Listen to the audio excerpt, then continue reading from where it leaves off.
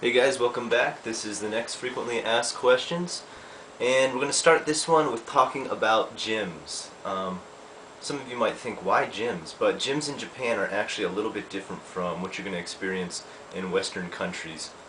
So there's just a few rules I should let you know about before you ever join your first gym. Personally, I work out at a gym 5 days a week. I've worked out probably at about maybe 5 different gyms since I've moved to Japan. So I've found every single one has the same rules, and so thought I should let you know because there's a little bit different etiquette than what there is in Western countries. Number one, when you come into a gym, you're actually going to need to bring 2 sets of shoes. The one pair of shoes that you're going to wear into the gym, and then if you're actually going to get out on the training floor, the training room as they call it, you're going to have to switch your shoes. Another thing is you're not going to really be allowed to have tattoos in many gyms. Now, I know you're wondering, Scott, you've probably got a few tattoos there, I've noticed. How do you get into a gym? Well, there's 2 different types of gyms you're going to notice in Japan. There's ones that are privately owned by maybe only one person, and then there's chains, just like you'd have a chain of restaurants or something like that. One of the biggest ones you'll notice when you get here is Konami. And yes, I do mean the video game maker Konami, okay? They own a series of gyms out here. Now, I've actually experienced one of those gyms as well. I had to hide all my tattoos when I went in there, wore a big old sweatsuit and was burning hot as I worked out. But I'm going to have to say they're probably one of the lowest quality gyms I've been to in Japan. I say that because they have almost no free weights at all, and pretty much everything is just machines.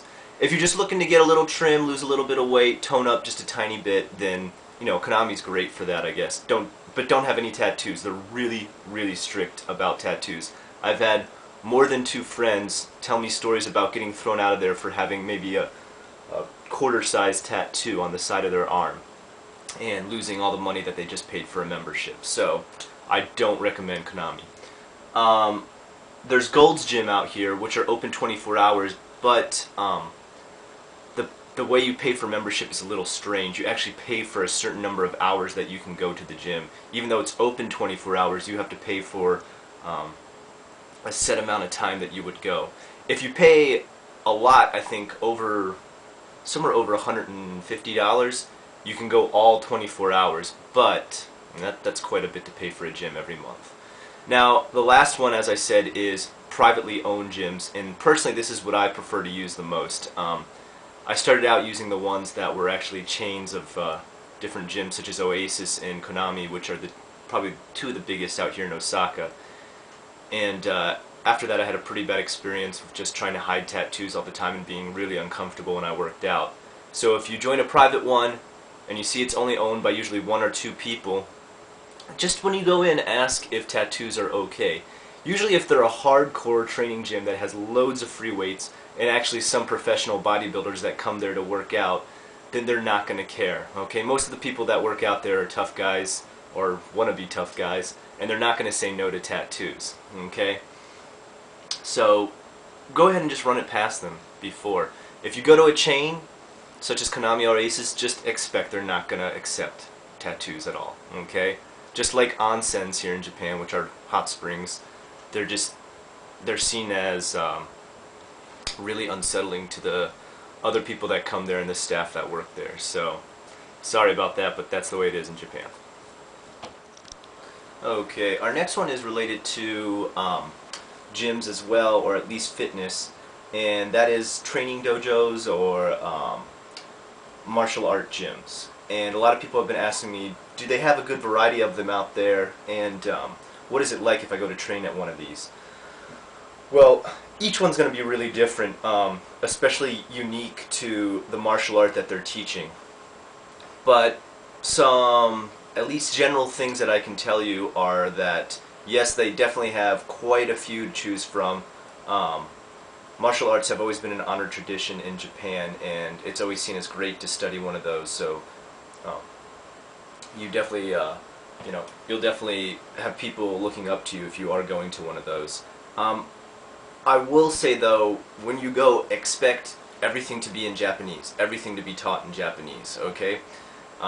If you're going to a gym where they teach in group lessons, everything's going to be Japanese. If you go to one where you're just left to practice on your own, if you ask for any instructions, it's going to be completely in Japanese.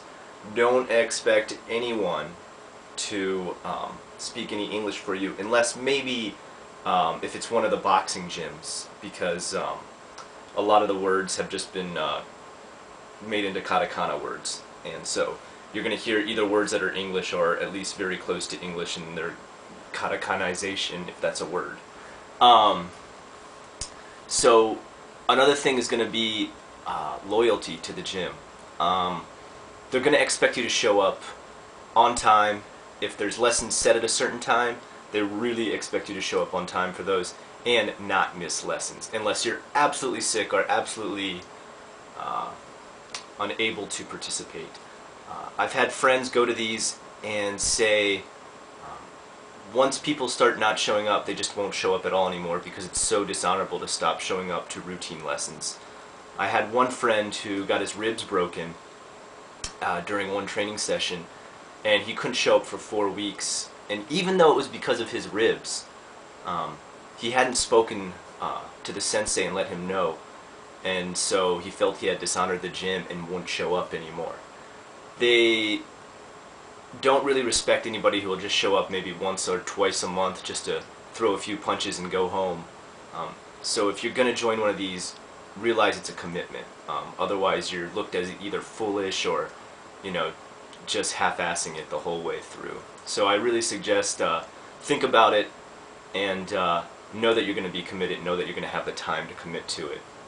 And if you do get injured or you do get sick, at least show up to the gym to let the sensei know the reason that you're not showing up. Otherwise it's seen as really dishonorable. Okay? Hope that helps. Our final question actually has to do with TV and a little channel called NHK. And I'm sure some of you have seen, if you've watched any videos about Japan on YouTube, you've seen NHK blah blah blah, NHK this, NHK that, and you're probably wondering, what is NHK in Japan? Well, that's pretty much the equivalent to PBS or the BBC, which is public broadcasting, and it's a great channel, especially for learning Japanese. It helped me out a lot when I first started to learn Japanese because it has little kids shows that have simple Japanese on it, and it also has shows like Alf and Full House, which are translated and allow you to control, if you have a TV that can do it, allow you to control putting it in English with Japanese subtitles or Japanese with English subtitles. And that really allows you to learn quite a bit of Japanese, so I've got to thank them for that. But there's one strange thing that comes with NHK, and that is NHK collectors, okay? They're going to come to your door, they're going to ask for a donation of 3,000 yen. Now, it's completely up to you if you want to pay this 3,000 yen. You don't have to, but they're asking for it, and they're really persistent. And they can speak English most times, too, and they'll be persistent in English as well. I personally don't pay it. And you're probably saying, Scott, why? That's public broadcasting, and you've learned so much from it. Well, I've heard some sketchy stories about NHK and collectors from NHK. I have heard scams of where they were pocketing the money, and I have heard of it being connected to the Yakuza. So, I personally don't support the collectors. I'll watch the channel, I'll enjoy it, I'll thank them for helping me learn Japanese, but if the NHK collectors come to my door, I just say, I don't have a TV, and that makes them go away right away. I can do that because I have a call box. In almost any apartment or house you're going to live in will have a private security call box. Otherwise, you know, they'll come to your door, and you've got to answer face to face, and that's up to you what you want to do. Okay, if you say you don't have a TV, they won't try any further to collect money, or if you just say you don't want to do it, they'll continue to be persistent. So, it's your choice.